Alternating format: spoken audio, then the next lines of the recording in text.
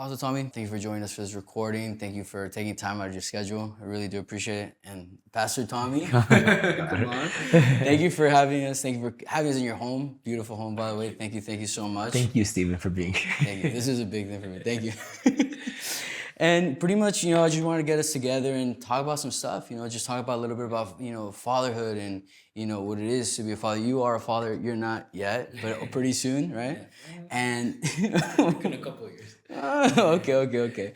And, just talk a little bit about that. So if you want, Apostle, let's start with you. Like, how many years have you already been in King Jesus ministry? You've been here for a while, right? Yeah, this year will be 28 years. Wow, 28 years. In November, 28 years. Wow, that's awesome. That's awesome. 25 years as an employee of the ministry. Talk about employee loyalty, huh? Yeah, man. You're what, the first or the second employee at church? I was actually the third. First was Dad, then was his assistant, and then came me. When I think of like people who've been here for a while in the ministry, I think of like you, your wife, your son, Rochelle, those are She people definitely like, comes to mind when you think about I feel like those are people like pioneer pretty much, right? Literally.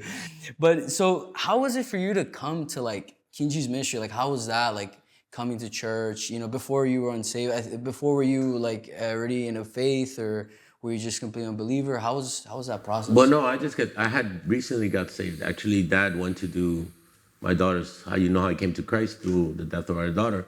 And he actually went to pray for her at the hospital while she was connected to the respirator. When she passed, he did her funeral. Then he came to visit us a couple of weeks after. He was still an evangelist. He wasn't even a pastor. He wasn't ordained as a pastor yet.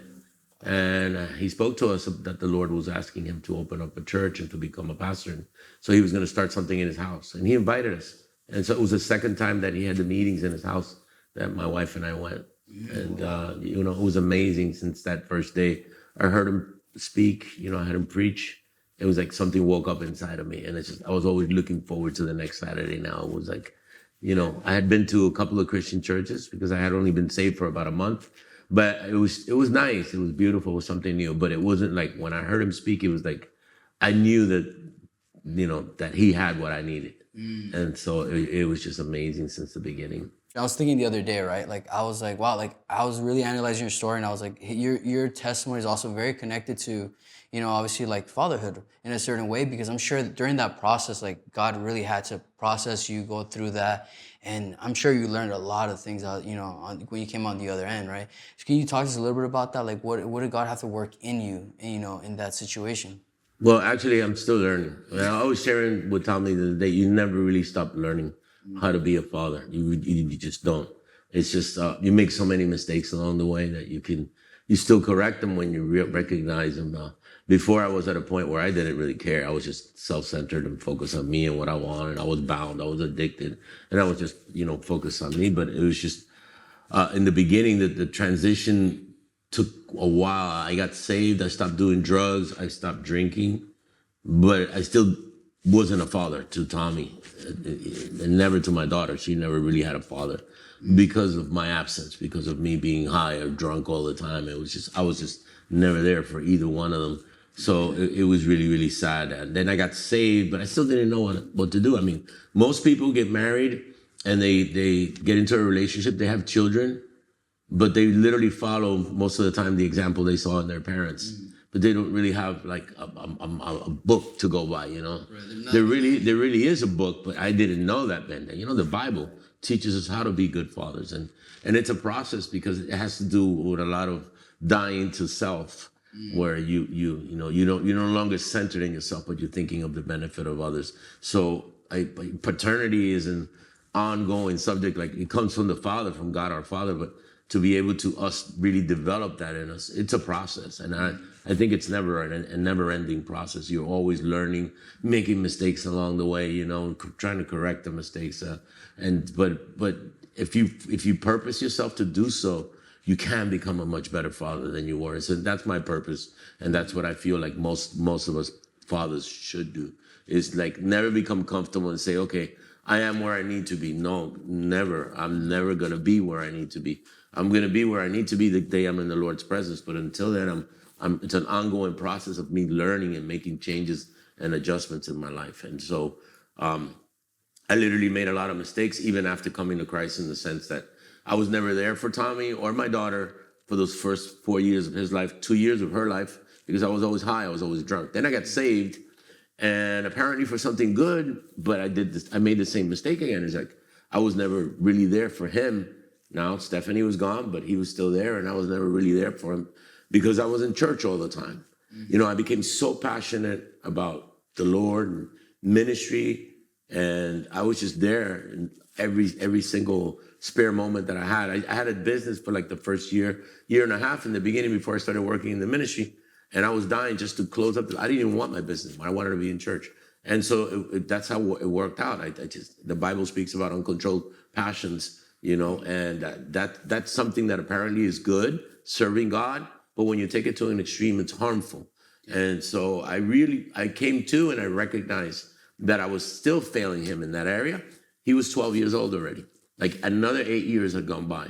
And then one day I was in the car with him and I apologized to him. And I told him, I said, Tommy, I'm sorry.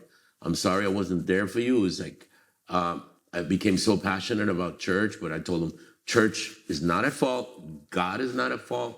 Our pastor is not at fault. It's my fault because I'm the one that got led by this and literally was absent most of the time from his life. And I told him, I'm sorry. And he even remembered. He goes, yeah, I know you only went to 2 of my baseball games. So he literally remembered that I really was only in 2 of his baseball games because I was in church all the time. So it was like, I came to and I reacted, you know, and I started doing things to make adjustments. But it's always been a battle because of the passion and the demand on the ministry. Correct. Yeah. You know, to dedicate time, because it's not just being a father is not just saying, okay, I provide for you. You know, I give you, you know, pay for your school, help you get your first car, whatever. It's not that's a part of it, but there's so much more of it. I think more than anything, it's really being there for our children and dedicating, you know, quality time to them and hearing them and listening to them, you know, not just hearing, but really listening and paying attention to them. And there's just so much that we could literally sit here for the next 6 hours and talk about it. And, you know, and I'm still learning because in reality, you never stop learning. But it's been a process. It's been a process and it's still going on. And I'm not satisfied. I'm not. I want to be a better father. Yeah. You know, and I think it happens when you come to such a big church, right? There's so much to do, and it's like what you're saying, the passion, right? The passion to serve God, the passion to be there, you know, help out in any way you can, right? And that's so beautiful. But I think it's so tricky because when you're a father, right? You have a home, you have kids. Like it's really learning how to prioritize, like, you know, your priority, your first ministry, right? Church and family time. How to prioritize it. How have you learned to do that? Well, I think the key to this is my communion with the Lord. And that's where God helps you balance your time. He actually kind of redeems your time in the sense that when you have an intimate relationship with God, as the closer you get to the Lord, the more he shows you the stewardship of the most valuable resource we have, which is time. Because once time is gone, you can't get it back. And so it's been my intimacy with God where I can know to say, okay, I got to stop this now and I got to start doing this. And it's being more Holy Spirit guided because since our ministry is so dynamic, you can't really write everything on a schedule, on an agenda and say, okay, yeah, Friday I'm going to go to dinner with him and his wife and I'm going to do this and this. And because sometimes we have done that, but then all of a sudden, you know, something comes up and now there's no dinner, you know? So you got to, you know, get creative and say, okay, it didn't happen now, but it's still a priority for me. So maybe it wasn't dinner on a Thursday, but maybe it was a breakfast on a Saturday, or maybe it was a barbecue on a Saturday afternoon. And got to be constantly doing that to be able to keep that balance, because that's really what it's about. It's keeping a healthy balance. It's like juggling. Essentially, like trying to keep it all balanced while not dropping none of the balls. Yeah, it's true. I think that's so great, and it's so cool because it's what you're saying. Like I think that you still don't, you know, you still keep up to par with like your responsibilities, but you still find a way to, like, even if you, as what you're saying, like, okay, maybe we couldn't dinner, fine, we could do, you know, brunch. You using your time, you know, you're really like maximizing per se, right? So that's awesome. I want to ask you too, like, what has been like the most rewarding thing as, you know, being a father? Well, my most rewarding thing is seeing my son right now, what he's doing. He's married, he has his own house, he's in full-time ministry, he's walking in his purpose, and he's passionate about it. I mean, there's no greater reward than that for a father. Right. Or for a parent, for that matter. There's just no greater reward. I mean, that's the desire of our hearts. And it's sad we see so many parents battling, where even at one point, we had our own battle also, with Tommy. But I feel very compassionate when I see parents going through that, because I myself had gone through it. Tommy, now, hearing your dad and all that, like, what are some things that you could describe? You could describe your dad in like a sentence, right? Or like a word. What would it be? Oh, man, that's a hard question. Just one sentence or one word. Because he's a lot of things to me, and especially like recently, I feel like we've become really good friends, and I feel like that's something that we never had. And I always figured when I got married that would happen. I guess like maybe the familiarity of being near someone or being so easily accessible to my dad every day, like you kind of take it for granted. And now that like I don't see him every day and we don't talk every single day, even though we both work at church but different buildings and stuff, it's grown a desire to really seek. And it also forces you to be creative and really go after, because like it takes out of you. You need to sacrifice your time and stuff to keep relationship going. And I think you don't take things for granted when you have to sacrifice for it. So you appreciate it more. So I think like I've been able to appreciate my dad a lot more the last couple months. Yeah. So I guess you would call him like your best friend per se. Like if you had it, just Yeah, like a best friend, like someone that knows me so well. Like probably only other than my wife, my dad and my mom know me the best, because we probably know him better than he knows himself. Probably, man. It's true. Some parents do know it better than we know ourselves. That's very true. And that's awesome. I think that like, especially now, like, there's, now being married, I think it's something that I guess you could really pull from your dad now, because this is unknown territory, right? This is new for you. You've never been here before, right? Yeah. Relationships don't compare to marriage, right? Yeah. It's so different. You see someone on the weekends or for lunch, whatever, but now every day. I'm sure now, like, you've probably ran to your dad more now, no? Mm-hmm. My dad's really good at just giving me advice, solicited or unsolicited, but I've learned very well that like to lend an open ear, because I think growing up, like I was saying, I would take a lot of things if I had my dad so close for granted. But now that I've kind of been able to step away a little bit, I don't take him for granted as much. And when he speaks, I learned, especially, I think before I got married, like the Lord really convicted me of that, like in my healing process when it came towards my parents and stuff, was that it's like, don't take them for granted, because yeah, he's my dad, but he's also an apostle and he's a very studious man. He has a PhD and all these things. And I wouldn't ever look at these things and I would take him for granted. But then I think as I was like learning to heal and like forgive and all that, the Lord really led me to a place of like, there's a fountain to pull from there, And now when like this before, I think you remember every time we would talk, I'd be like, this again. But now when you talk, like I really listen and I try and take in and learn from what you're trying to tell me. Obviously, what applies and what doesn't apply, because we all learn in our own way, but I've learned to really, listen and lend an ear and not just disregard everything you're saying and get annoyed. Even though like sometimes now not so much, but before you give me speeches and stuff, because that's how parents are. And as a kid, and I'm sure like you're just like, I don't feel like listening to this. But like, I think it takes a certain level of maturity to understand that like, bro, our parents really do want the best for us. Like there's nobody that's gonna want anything better other than God or than our parents for us. And I think when you reach that, you understand, man, there's something good here. I should listen, even though I don't want to, and I'm annoyed or whatever, like I can pull something from this, Maybe it's not what you want to hear, because what you see is this. Yeah. We see what this will bring down the road. Correct. So, that wisdom first is God-given, second, it comes from experience, and experience only comes with time. Yeah. So, like, that's why it's so very hard. I was the same thing. My mom would tell me stuff, and I would say, "Now, what does she know? It's old-fashioned, this and that." And sure enough, it would happen, But then I was too prideful to go back and say, "Mom, you were right," you shouldn't hang out with that guy. I wound up in jail because of not listening to my mom, But I never went back and said, "Mom, you were right. I shouldn't have hung out with him," And we try to prevent our children from going through things based on our experience. Yeah. But a lot of kids, even me, my age now it's a different age, but still, the concept is the same. It's what does he know? That's old fashioned, but there's certain principles that will never change. I mean, culture changes, time changes, maybe even where you live changes, but there's certain principles that are never going to change. They're going to be the same no matter what culture or wherever we are, what season in our life. And so a lot of the advice we give our children is based on those principles, I mean, I went through pretty much the same thing. At a younger age, I was very like, I think when my dad would correct me, I was like, oh my God, like, this guy, goodness, But then I remember my dad told me one time, he was like, he told me he was like, the fool makes mistakes and never learns from them. A smart person makes mistakes and learns from their own mistakes. But a wise person learns from other people's mistakes and never makes them.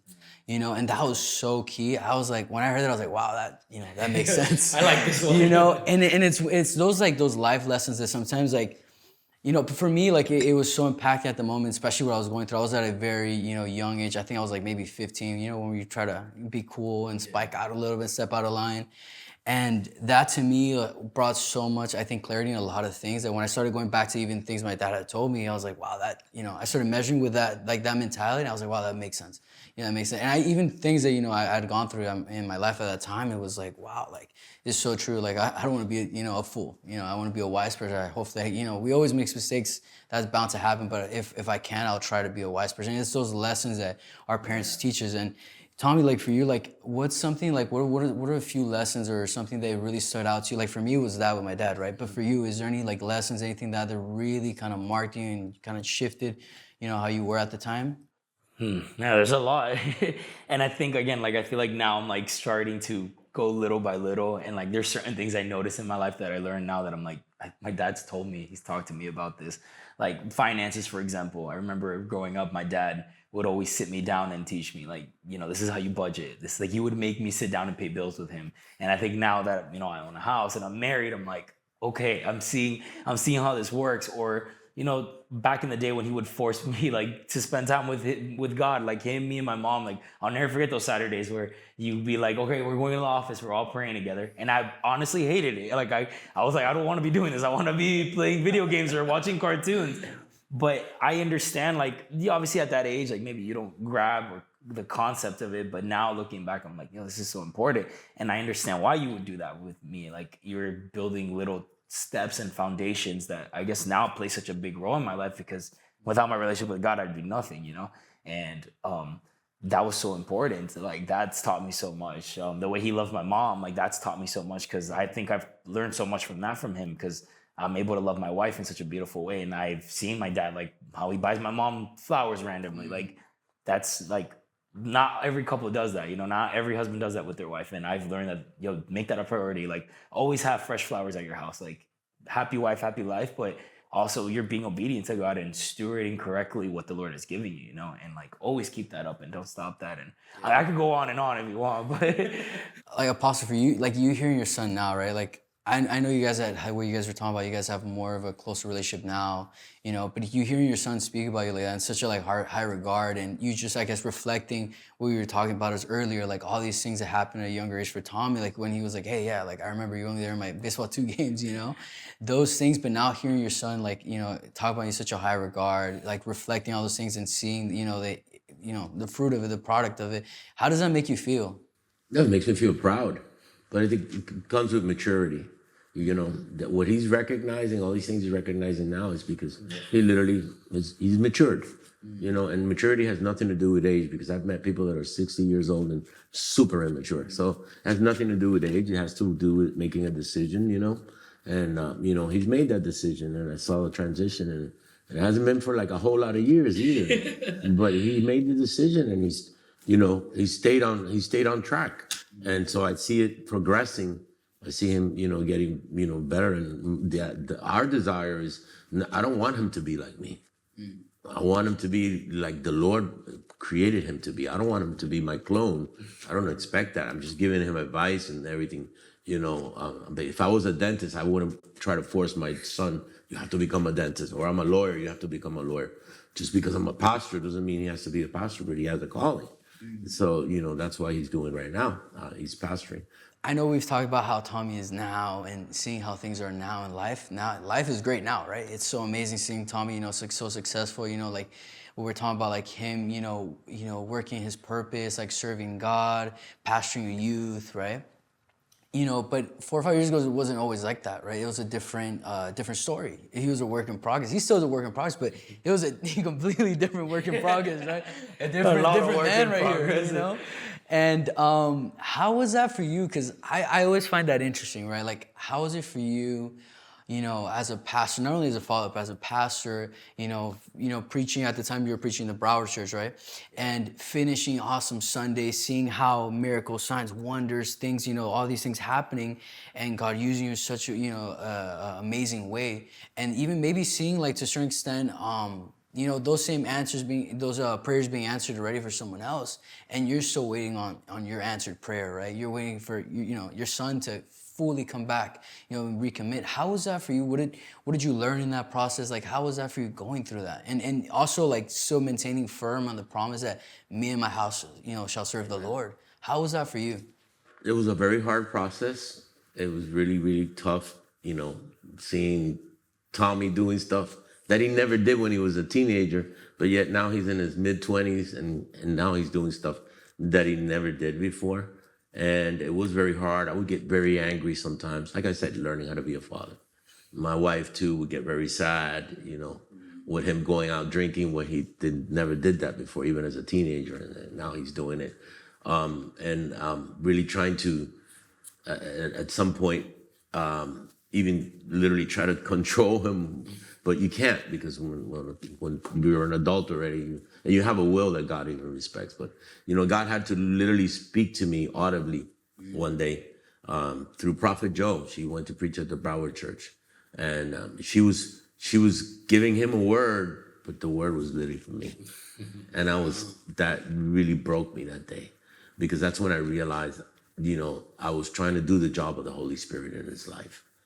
And, that day after the service, I went up to him and I told him, I'm sorry. I've been trying to be the Holy Spirit for you. I've been on you. I've been that voice that's continuously on you. And I'm just going to step back and I'm going to trust God. And I did.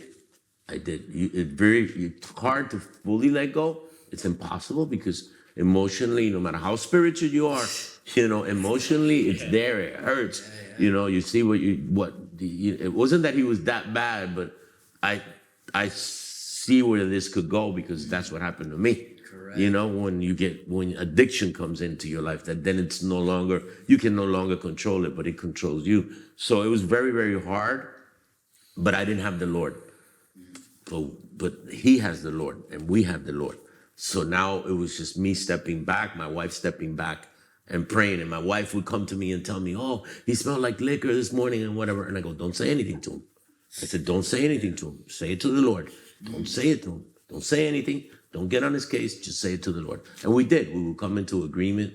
And it wasn't just the going out and all that. It was also the couple of Jezebels that try to get in there, and and that was a lot of praying and fasting, and it was like a couple of years, literally.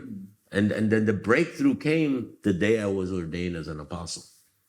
Literally, the very same day I was ordained as an apostle. I remember we were at a lunch at one of our pastor's house. Afterwards, I got ordained as a pastor, and he approached that, and I didn't even know. Dad didn't even tell me this until a few days later. That he approached Dad and told him, Dad, I'm ready to fulfill my purpose. And when Dad told me, wow, I broke down, because it was hard. It was very hard. Not because of the immediate things he was going through, but what I could see happening if he didn't make that decision. What I could see happening, because, he would tell me, no, that's not going to happen to me. It can happen to anybody. Anything can happen to anybody. Nobody is beyond, anything. We're human beings. We're none of us. Only Jesus. That's it. After Jesus, no human being has walked on this planet that is beyond anything. You can literally, I will never kill somebody. Yes, you can. You can kill a lot of people. There's so many things that you can do, and you say, no, I will never do that. Oh, yes, you can, and that's pride. And that's what opens the door to the devil, to being self-sufficient and saying, no, I don't, that's not going to happen to me. That's like, literally putting yourself in the place of God. I'm all almighty, all powerful. No, we can. And so it was very hard, but that day I let go. that day, I saw the change start almost immediately. He made his decision, and I still didn't get in there, and I stopped being the Holy Spirit for him. And I saw the change. It was gradual. It's a process. And we just got to be patient and trust God in the process. And we did. And here's the fruit. But it's not over. Because as a father, I can't let him go. I can't stop praying for him. Because I got to pray for his marriage. Because the devil's going to be after his marriage now. Not just him now. Now it's his marriage now. Because the devil hates covenant. Now he's in covenant with his wife. The devil's going to try to break that covenant. So my wife and I pray, and we fast every one day a week. We fast for our own marriage, but we fast for his marriage also. Because the devil's after. The day you get married, the devil's going to be the first thing. He's no longer just after you. Now he's after the two of you. He's after breaking up your marriage because he hates covenant. So it's like being a father it's not like, oh, my kids got married, they're on their own, that's it. No, I'm committed to him for life. Everything I have is his. Like literally, he knows he can count on me for whatever he needs, because some parents are dying for their children to get married so they can get out and no longer be a responsibility for them. They should have never had kids. They should have never had kids. When I have my son, he's my responsibility until the day I die. You know, first God, I know God is going to take care of him, but I'm committed. I'm in covenant with him. I'm there for him until the day I die. And so everything I have, all my resources and everything, they're his. Of course, I'm not going to give everything to him because he needs to go through his process, you know. Otherwise, when you receive things like this, you don't appreciate it. And you can lose it just like that also. So when you have to go through your processes, you appreciate things more, you know? And so that's wisdom that comes with experience, which comes with time, which you don't get automatically just because you turn 21, you know? It's true. It's true. I love what you were saying about, like, you know, you're so fast for your son, because it's a new battle. It's true. I think some parents are just like, oh, my son got married, fantastic. We send them off, blessing, boom, he's gone. He's out of the house, right? Now it's your own thing, your own home. And to a certain degree, yes, it's your own home, but it's still your son. There's still responsibility, you know, till what you're saying, till the day you die. No, actually my responsibility increased, because now it's not just him, it's him and his wife. Now you have a daughter. And when he has children, it's him, his wife, and his children. So it keeps growing. It doesn't get easier. It doesn't get easier. I mean, the greatest inheritance we can give our children is a spiritual inheritance, but there's also, like in his life, an educational inheritance. You know, the Lord used us to pay for his school. He got out of college, no debt.